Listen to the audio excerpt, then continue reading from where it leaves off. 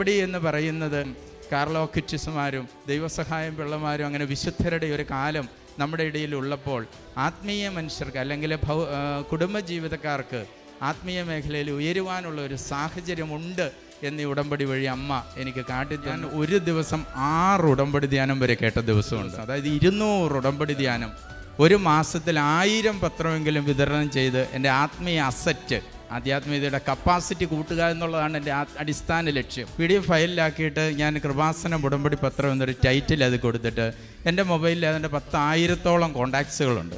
ഈ കോണ്ടാക്ട്സുകളിലേക്ക് ഞാനങ്ങോട്ട് സെൻഡ് ചെയ്യും.